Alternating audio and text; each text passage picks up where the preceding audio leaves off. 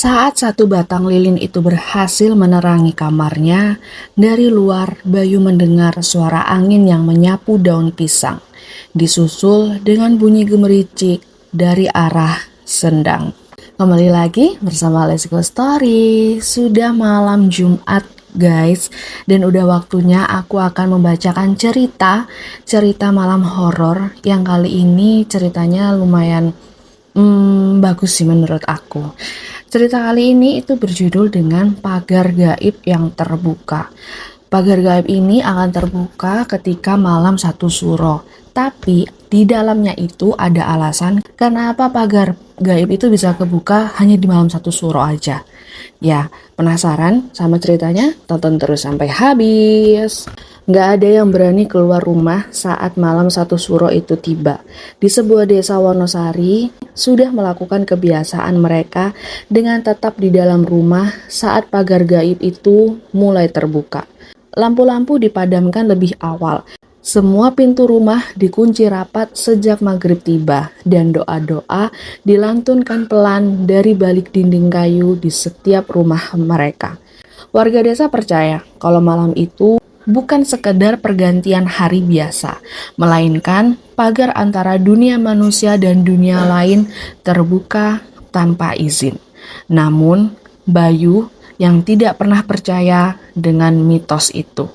Bayu adalah seorang pemuda berusia 27 tahun yang baru saja kembali dari kota setelah bertahun-tahun merantau karena harus merintis bekerja. Walaupun ia masih berusaha untuk lebih sukses, pada hari itu ia harus pulang ke kampung halamannya karena ia mendapatkan kabar bahwa ayahnya meninggal secara mendadak. Rumah keluarga Bayu berada di ujung desa, tepat bersebelahan dengan sawah luas yang terdapat sendang tua yang sudah lama tidak digunakan. Seingat Bayu, dulu sendang itu digunakan untuk beberapa ritual pembersihan untuk desa setempat, dan akhirnya sendang itu terpaksa ditinggalkan karena terdapat beberapa kejadian ganjil yang belum sempat Bayu dengar.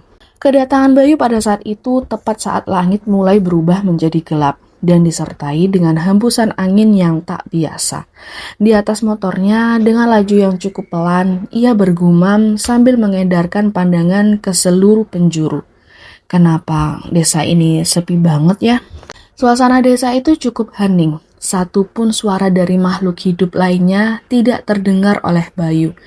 Dan setibanya pemuda itu di rumahnya yang lama yang tak ia kunjungi itu, Bayu langsung memarkirkan motornya di halaman rumah yang luas dengan pemandangan tenda dan kursi sisa pelayat yang berdatangan tadi pagi.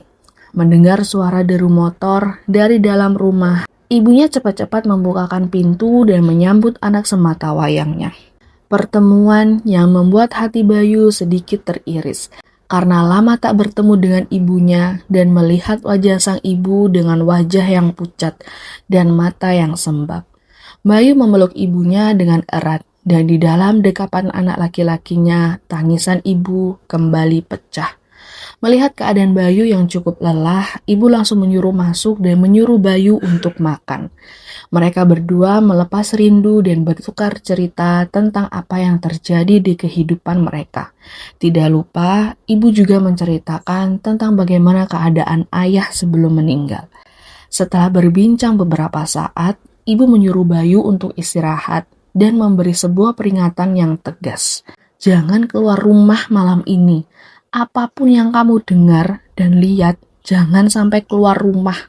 Mendengar peringatan tegas dari ibunya, Bayu hanya mengangguk sambil tersenyum tipis. Senyuman yang menandakan ia menganggap peringatan itu sesuatu yang berlebihan. Setelah membersihkan badan dan lain-lainnya, Bayu masuk ke dalam kamar dan mencoba untuk istirahat. Karena tidak bisa dipungkiri, perjalanan dari kota ke desa membuat badannya sangat lelah. Malam semakin larut. Di tengah sunyinya desa, tiba-tiba listrik padam. Bayu yang lumayan sensitif dengan cahaya langsung terbangun karena merasa gelap di sekitarnya. Ia bangun dan beranjak dari tempat tidur untuk mengambil lilin lalu menyalakannya. Saat satu batang lilin itu berhasil menerangi kamarnya, dari luar Bayu mendengar suara angin yang menyapu daun pisang, disusul dengan bunyi gemericik dari arah Sendang. Bayu berusaha mendengarkan dengan baik suara itu. Namun, lama-kelamaan suara itu nggak wajar menurutnya. Terdengar jelas kalau seolah ada seseorang yang sedang menciduk air berulang kali. Seketika, kamar Bayu berubah menjadi mencekam, dan pemuda itu menelan ludahnya karena kepanikan. Ia juga jadi teringat kalau sendang itu sudah kering sejak beberapa tahun lalu, sejak ada kejadian yang ganjal.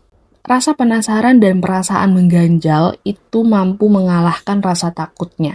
Jadi, Bayu meletakkan lilin di atas meja dan beralih mencari senter dari laci mejanya. Dengan langkah yang pelan dan mengendap-endap, Bayu membuka pintu belakang secara perlahan. Dari situ, Bayu sudah tidak memperdulikan peringatan dari ibunya tadi. Ia keluar rumah dengan udara dingin yang langsung menusuk kulitnya. Cahaya senter langsung menyapu halaman rumah, lalu berhenti di sebuah jalan setapak menuju sendang. Cahaya senter itu langsung menyoroti jejak kaki yang basah, seolah jejak itu mengarah ke arah sendang. Bayu mencoba berpikiran positif. Itu cuma bekas hujan, karena nggak mungkin ada seseorang yang baru keluar dari sendang. Bayu melangkahkan kaki lebih dekat. Namun, ia malah disambut dengan bau anyir yang menusuk hidungnya. Bukan bau tanah basah, melainkan bau darah yang bercampur dengan lumpur. Saat Bayu sudah hampir dekat, cahaya senternya memantul pada permukaan sendang yang entah sejak kapan sendang itu terisi penuh dengan air. Masih di saat yang bersamaan, Bayu melihat ada sosok perempuan yang berdiri tepat di tengah. Melihat itu, Bayu membeku dan tak mampu menggerakkan badannya. Bayu melihat sosok yang berambut panjang menutupi wajahnya.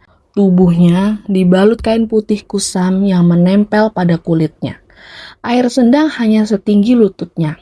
Namun, darah terlihat mengalir perlahan dari bawah baju dan membuat air itu berubah menjadi merah.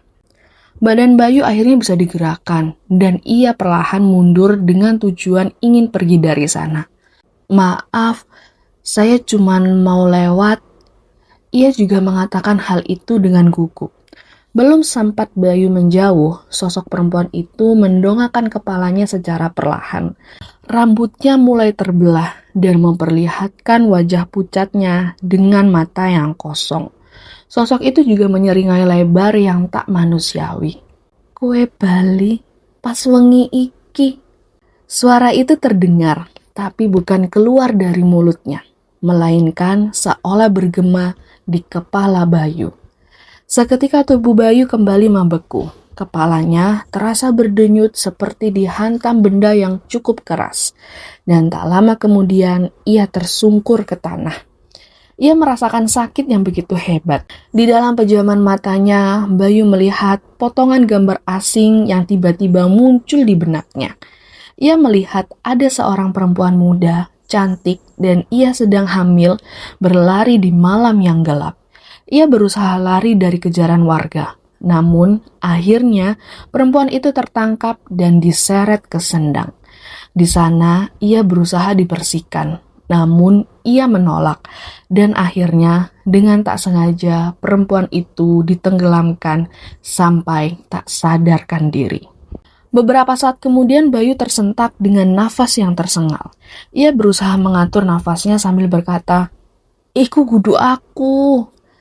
Perempuan itu melangkah maju dan perlahan. Anehnya, air sendang itu tidak bergelombang dan setiap langkahnya membuat bau anyir semakin terasa pekat. Hampir tidak ada jarak antara sosok itu dengan Bayu. Saat sosok itu sudah semakin dekat, ia berkata, "Getihe bapakmu wis tak dadekke tumbal."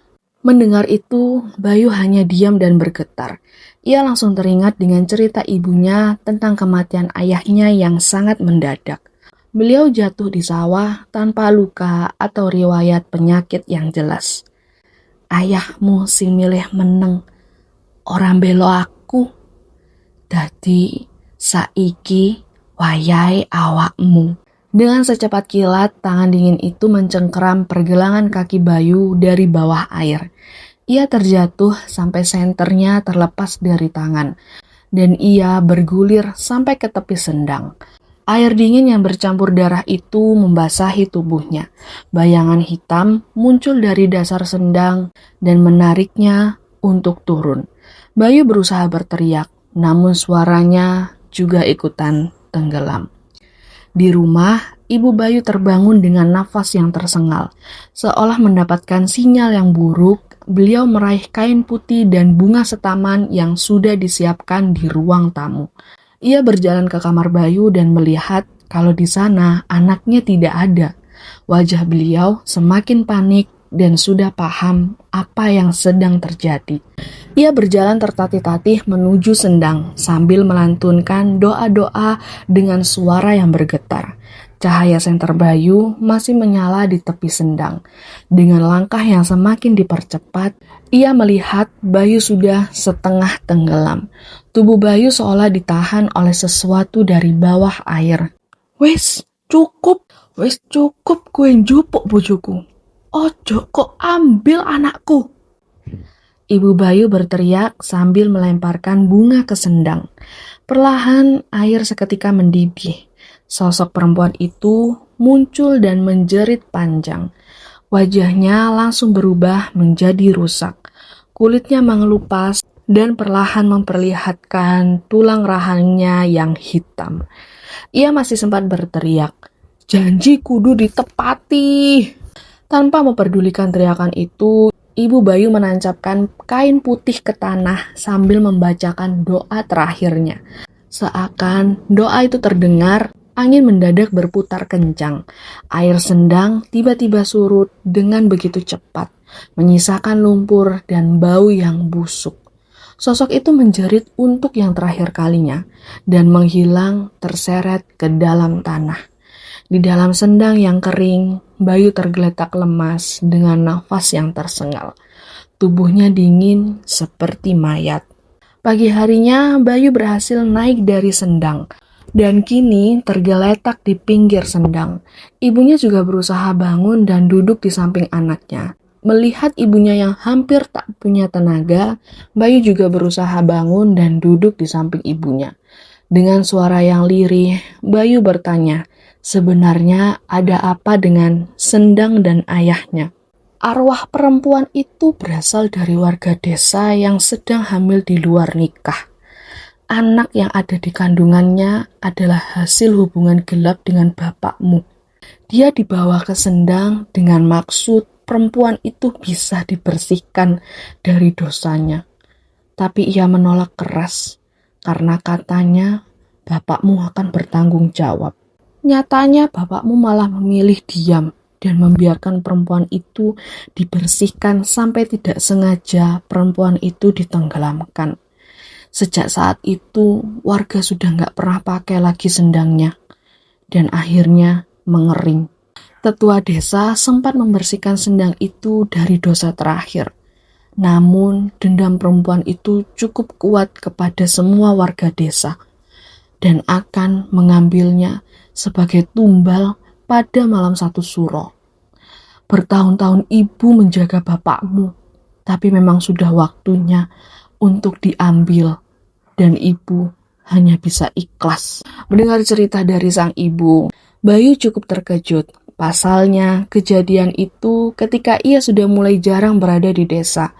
Ia baru memulai karirnya di kota. Sejenak, Bayu menoleh ke arah sendang itu, dan dari kejauhan ia melihat bekas telapak tangan kecil yang mengarah ke arah rumah mereka. Pada saat itu juga, Bayu mulai percaya kalau setiap malam 1 Suro, sendang itu memanggil untuk menunggu janji berikutnya yang dilarang. Yaps, begitulah ceritanya. Cerita malam Suro itu memang sekali. Karena 1 Suro itu dipercayai dengan memang kebukanya pagar gaib antara manusia dan dunia lain. Sekian dulu cerita malam horor kali ini. Bantu like, comment, subscribe, Jangan lupa buat nyalakan notifikasi lonceng biar kalian tahu aku punya cerita dan kisah baru. Buat kalian yang butuh info lebih bisa langsung aja email ke katanyalaras@gmail.com atau bisa DM ke Instagram laras3994. Sekian dulu, sampai ketemu di cerita berikutnya. Bye-bye!